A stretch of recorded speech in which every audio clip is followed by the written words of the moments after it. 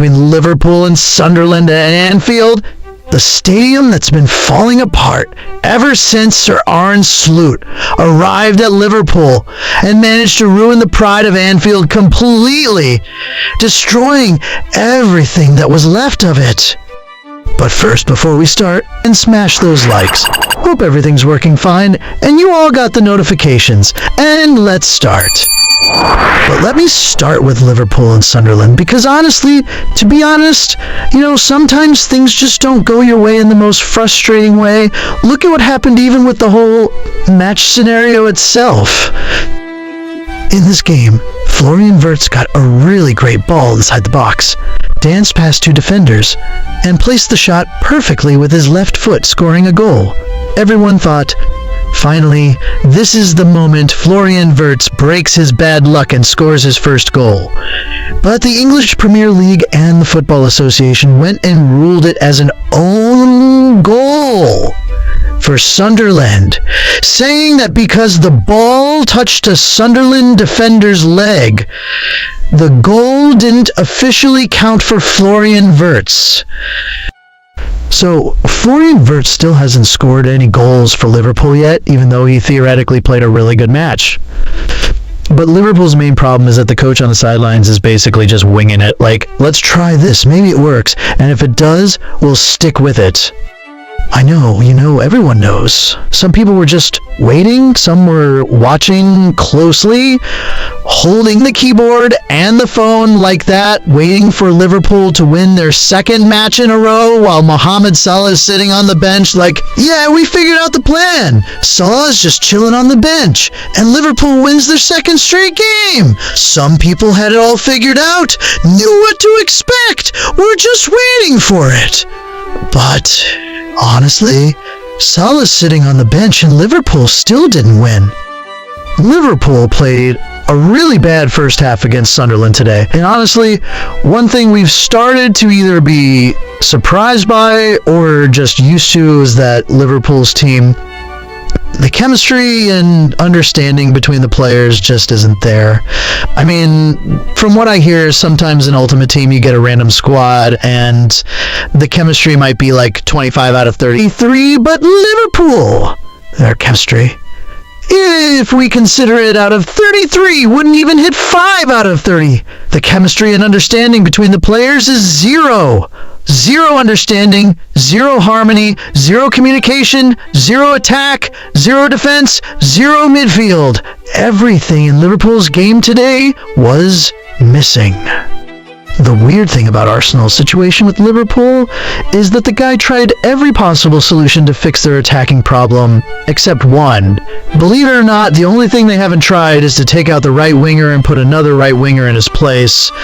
That's the only option Liverpool hasn't explored yet. If you look at Liverpool's right-wing options, they basically have their main right winger, Mohammed Salah, and a backup right winger, Federico Chiesa. The only thing Slot hasn't tried yet, and nobody's thought of until now, is that when Salah was sitting on the bench, the player Federico Chiesa coming on late in the game, he plays with such spirit. You feel like Federico Chiesa getting injured is a loss, not just for Liverpool, but specifically for this version of Liverpool. Why is it a loss? Because this version of Liverpool doesn't really appreciate the explosive power that this player can bring to the team. Imagine if Federico Chiesa was playing under a coach like Jurgen Klopp, for example.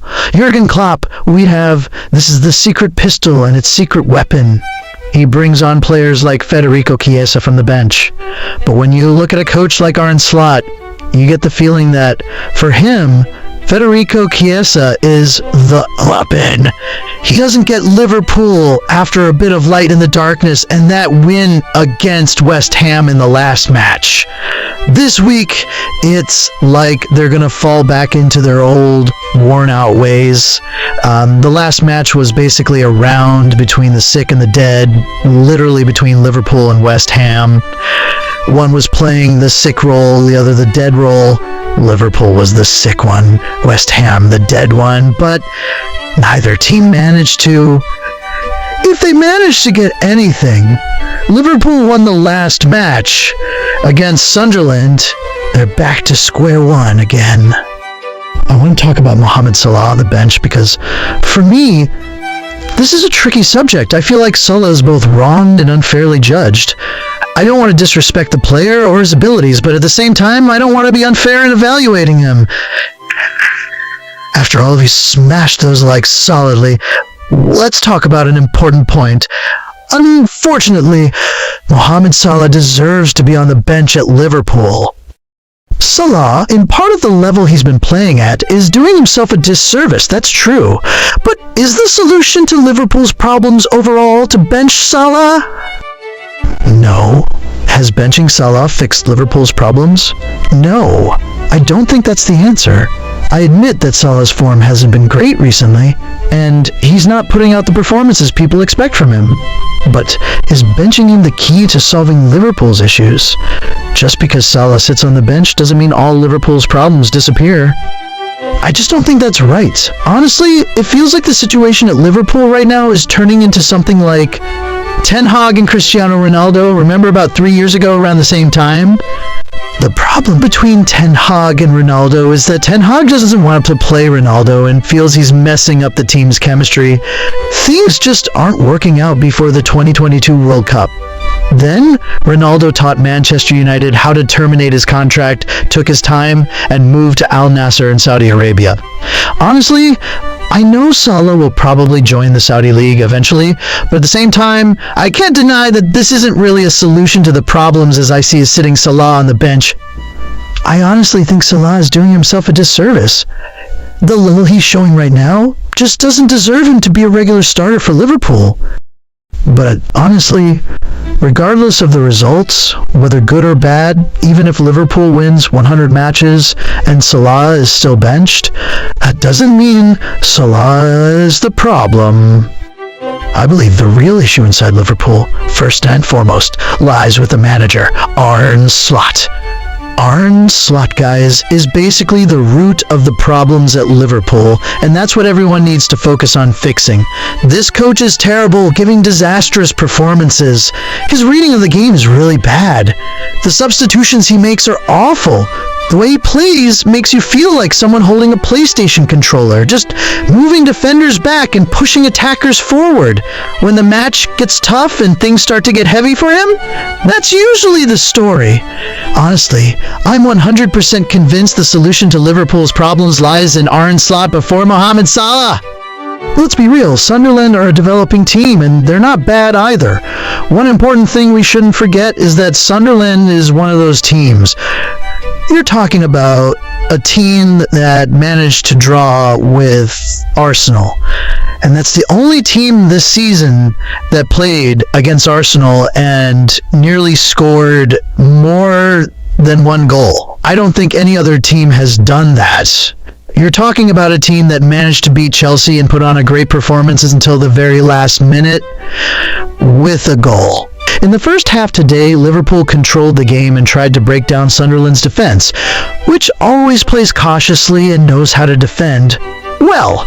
There were several dangerous chances, especially from Virtus, but around the 30th minute, Sunderland got a shot that hit the heart of the slot and could have surprised Liverpool by scoring a goal.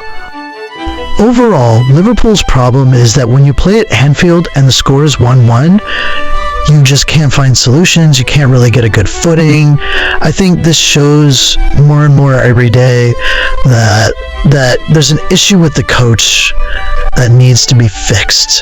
The only player I feel is always showing up and giving his best is Dominic Szoboszlai.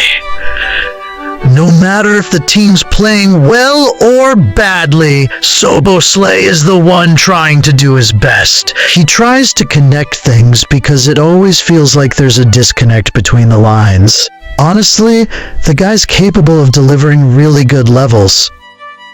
But overall, it's clear that Liverpool's management will soon start discussing the possibility of sacking Slot. I'm gonna wait for your opinions on whether firing Slot is the way to go or if the management should stick with him.